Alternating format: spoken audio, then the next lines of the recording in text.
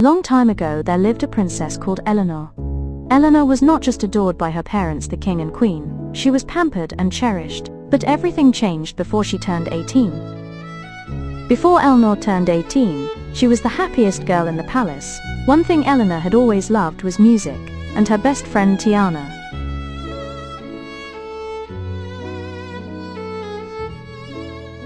Elinor and her friend would sneak out of the palace to play violin in the marketplace disguised as commoners.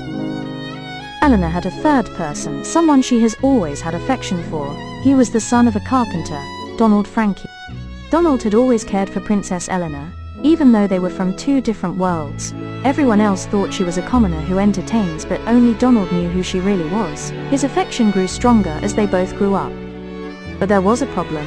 Elinor's best friend Tiana was secretly in love with Donald, and this opened doors for jealousy and anger, as Donald never paid any attention to Tiana. He only saw her as a sister. And then Tiana starts to plot ways to separate them. She thought to herself, I am also beautiful, smart, and can play the violin. Why does Elinor get everything? Care, support, the throne. Now Donald, I can't let this happen. Tiana patiently strategized and waited until Elinor's 18th birthday, when she would be crowned a full princess. The goal has to be a bride, as to become a queen by 19. Elinor didn't want this, and each day was worried how things would turn out when she turns 18. She would have to end things with Donald and marry. Elinor was so scared cause she knew she had to make a big decision soon. And no one can find out about her and Donald, or he'll be in grave danger. She spoke to Donald about her concern and they both planned to run away, cause Donald wasn't ready to let her be with another either. He was ready to risk it all. I love you, Elinor, and we can start a new life somewhere far away from here, the noise, the life your parents wants for you. Except you don't love me back? Of course I love you, Duckhead. I'm just scared for you, Donald. At night Elinor had to sneak out to go see Donald again. This time he kissed her passionately as they slow danced all through the evening.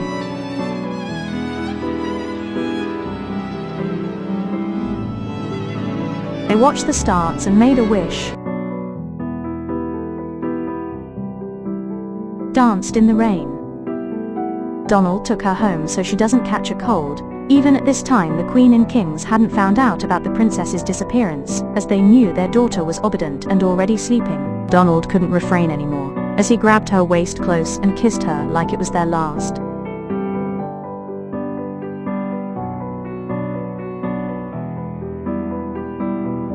At this point, Elinor had melted like a hot butter around his arms as they kissed. I can't live without you, El, he whispered as he sighed. Me neither, Elinor replied. I love so much Donald. Donald was cautious how he handled her. He was worried not to cross his boundaries. But Elinor insisted he continued, as his touch and kisses has utterly affected her thinking. She didn't care anymore, she just wanted him.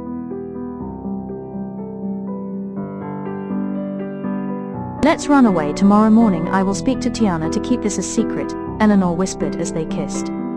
I have made my decision, Donald, with you. Just you, my love. Meanwhile, Tiana was busy eavesdropping. She heard all their plans and intimate moments. Now it's time to tear them apart, Tiana thought as she walked back to the place. Elinor and Donald had already fallen asleep. The next morning, Elinor gave him a kiss on his forehead and headed back to the palace before anyone notices. Follow, share, like and comment, part 2 for part 2. Thanks for watching.